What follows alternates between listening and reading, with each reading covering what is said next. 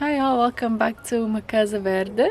In today's video I wanted to do a quick little garden tour. I almost didn't want to make this video for two reasons. Number one being that it's not really the nicest time of the year to show off the garden because almost all of the summer stuff is finished. We have some beds that are empty and another beds that have something in them is pretty much old tomatoes and stuff like that. I think it's a good idea to just give you a look at what it looks like in autumn. It's a change of the seasons, the new plants coming in, old plants coming out.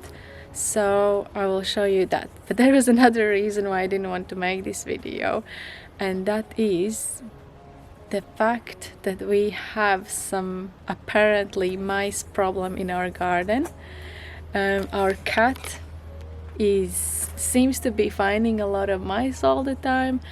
Already for a couple of days, every day we see her chasing a mouse around the garden, and I am so afraid of mice. And I just feel so uncomfortable being here. Like I always just have to look around to see if no one's running around. And but yeah, I will be brave and do this anyway. So let's get into it. As you may know, we have a few different zones in our garden. One is our just annual veggie beds. And then we have our food forest zone, which we are kind of rethinking of what we want to do there. And then we also have front flower beds, which I'm going to show you this time, which I normally don't because there's nothing to show, but finally I have something growing in those beds as well. So I'm going to show you that later, but I will start here with our just annual garden.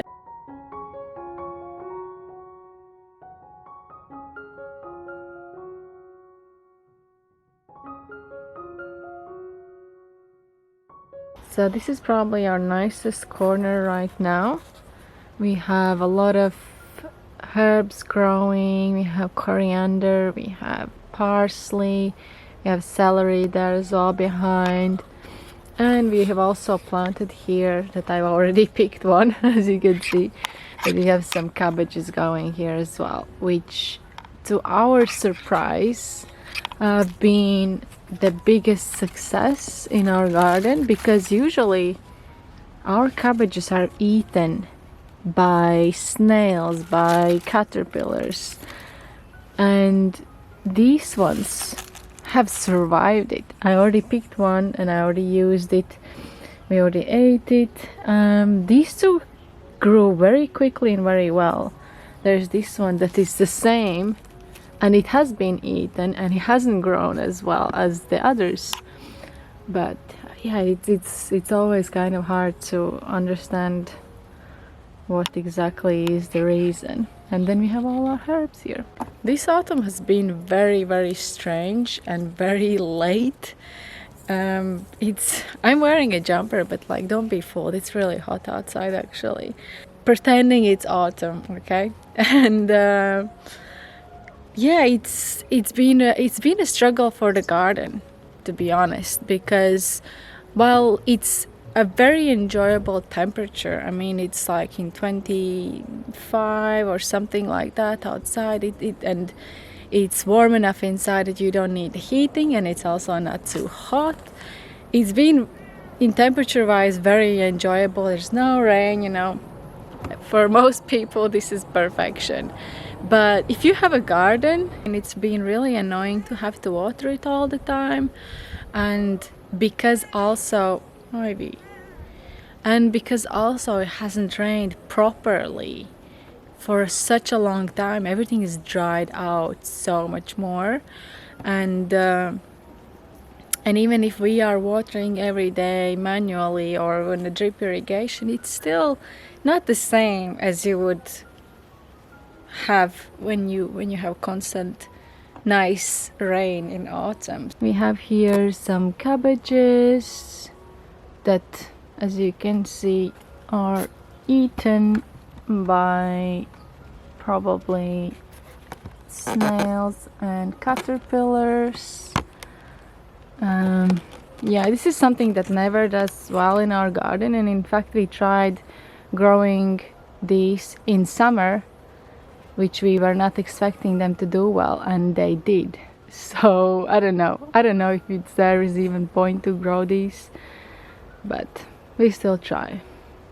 And then we have a bit of sad and empty beds around here.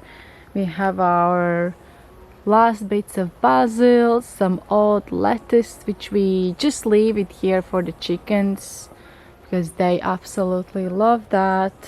And then we have some old tomatoes, which I let them be until they're completely bad because we can still use them.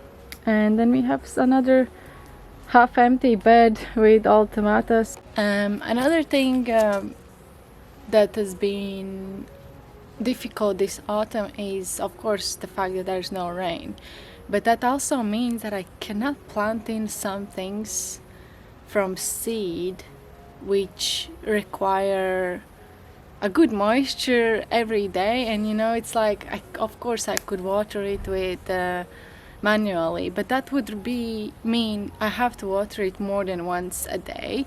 And one of those things is carrots, and I have this bed behind me here, which is like almost pretty much empty now. There's only a few tomatoes left in, but I am going to plant in carrots in there as soon as we've got some moisture in the soil. And I hope that after these few rainy days that I can do that. I'm not going to do it before because we are expecting so much rain that it's probably going to flush all the seeds all over the place if I would do that before. So I'm not gonna do that. But yeah, I've been waiting for the longest time to plant in carrots and spinach. Instead of fighting for something to grow, I'll just wait for the season to come, and I'll try to work around the seasons that we have and not push it, you know. I don't know if you can hear it in the background, but if you can, or if you can see, we have a lot of bees going on in that bush. It's like makes the whole garden have a little bit of a background sound. It's a bit scary as well because they are a bit aggressive. I have been bitten last year by these. No, this year in spring actually. And then over here we have a few more cabbages that we still optimistically tried to grow. We still have a few old tomatoes growing. And then we have our quince tree, which is the first year that is given us fruit. And as you can see, they are nice and big and beautiful, and we were very excited about them until they all started falling off and we realized that all of them have worms inside. I was able to rescue some and dehydrate, which came out really tasty, but nothing more than that because they're all with worms. Have some aubergines here, still one even actually growing. Aubergines really they grow for ages. Last year I took them out very late, and it was only because I was tired of seeing them in the garden, not that they were finished. Then on this side we have a few more tomatoes and a huge bee, if you can see it. Few more tomatoes and some cabbages.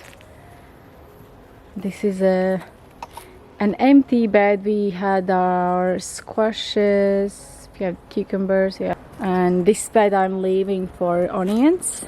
I think next weekend we have a market, next Sunday, and we are going to buy some onion seedlings. We planted them, I think, around the same time last year, around November. So it should be fine. We have this whole bed allocated for that. And we have another bed here which is pretty much empty. There's only another tomato plant left, and that will be for our peas and broad beans, which we are going to plant in later. One of the things that we would normally plant in right now is garlic, and we decided to not plant any garlic this year, or maybe for the next few years. We'll see how we decide. But it's simply because, first of all, they grow for so long. They take space in the bed, even though it's not a lot of space, but they take space for almost like 9 months, and we end up with almost nothing that has grown. Actually, there's almost no garlic in there. Yeah, garlic is not doing well, and we decided, you know what, we are not gonna grow any of our own this year. And I really would think that next year we will probably not grow any cabbages as well, because we barely get to eat any of them in winter. They're all eaten by snails and caterpillars, and it's just such a sad thing to look at. But we have learned that these Chinese cabbage, or Napa cabbage I think it's also called, they did well. The snails don't seem to be eating them that much because they have a little bit of like spikes on the leaves. Maybe it's not very good for them. So maybe instead of growing all the other cabbages, we focus on ones that do better, and another ones are kale. For some reason, the caterpillars, the snails, they don't like kale because probably it has like harder leaves or something. And yeah, I think we can focus on that more next year. But yeah, that's my ramble for now. Let's go on to the food forest. So the two newer additions that we've been enjoying a lot this year in the garden is one of these is this Luxia lemon tea. I have been using it all the time. We had two big artichoke plants and we didn't water it at all in the summer because we decided we don't really eat it, so we don't really care if it survives. And yet they seem to both have little babies coming, so that's nice. It's a pretty plant, but we don't like it, the taste of it. Another proud plant is this lemongrass. Last year, or for the last 2 years, I've been wanting to have lemongrass in my garden for ages, and we finally found it in the market, and now we finally have it. I have not yet tried to take any of them out to actually use it, but we have tried to dry some of the tea from the leaves. And then this year we have a few new additions of like rose plants. This is one that we've grown from a cutting, and we have recently transplanted it here, so it's coming along very nice. We also have this huge kind of flower plant. We don't really know what it is, but Fabio got some seeds because it was supposed to be like a nitrogen fixer or something very good for the soil. So he just put some seeds out, and the last year it didn't grow almost nothing, and this year it just grown this gigantic flower. And I'm not mad about it because that at least gives us some volume in this garden. And then we have this sad patch of strawberries which have completely dried out, died off. Like there's some maybe rescuable, but there was just a point where we just couldn't be bothered watering them anymore. They were needing so much water during the summer, and still to this day, as you can see. We are going to probably take them out of here. We will reconfigure this area, and maybe when the trees have grown a bit bigger and they create a bit of a shade here, then maybe they can be here, but as for now they need a different space. And here's our front garden. This year we had some olives but we are not picking them. It's just really a handful of them in the tree. It's only a small tree, but yeah, there's not enough to even do anything with them. And then we have our summer flower beds. These are, the situation is really rough. I'm gonna tell you immediately. Everything is dry, even though I am watering this almost every single day. In the summer I watered it every single day. Now I'm kind of like maybe every other day because it's colder at night. But we do have some flowers coming out. A watermelon that we accidentally planted in while planting those two flowers because they came in a compost, the seeds of watermelon. So that was fun. And we actually picked one big watermelon out of there. It was the best watermelon we've grown. And we can appreciate this beautiful flower. It's coming back to life. And then here in the front I'm still growing my jasmine. It's kind of like twisting around that pole. It kind of seems like it's not happy there. It's kind of, I don't know if it's too hot for it here or something. Then I have some cactuses in here, which I think I'm gonna transplant because I prefer these flowers to be here for autumn. And then we have some spring bulbs in there as well, actually. And here I have a little plant nursery where I'm growing a lot of things from the cuttings over there as well. And I need to transplant them all, and I'll probably do that today or tomorrow because that will be good for the rainy upcoming days. And then I have some flowers growing in here, which I'm very happy about. I planted these in the beginning of summer. Was thinking that this is never gonna grow, but now I have some nice autumn kind of flower beds over here. We'll have calendulas almost flowering as well, which will be really pretty. We were quite frustrated with a lot of things this year in the garden this summer, and that really has made us think about, do we really need to plant all of these things? Do we really want to do everything organically? Because that is very difficult. With the pests that we have, it's a very difficult task. And yeah, so we are kind of reconsidering some ideas, and hopefully some of those things will work out and we can update you with some success stories, because right now our garden is not a success story as it is now. Most of the things are not doing very well. We are still doing it, we are still into it, we still want to garden, we are still gonna grow and try out new things again, and we are still going to update you with what is it looking like, what do we have any success, or if we don't have any success, we will let you know what is not working out, which is pretty much this video. What, like, this is what it is, nothing is working out.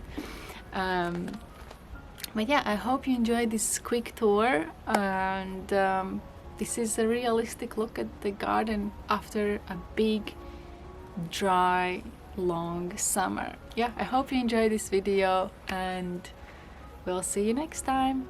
Bye!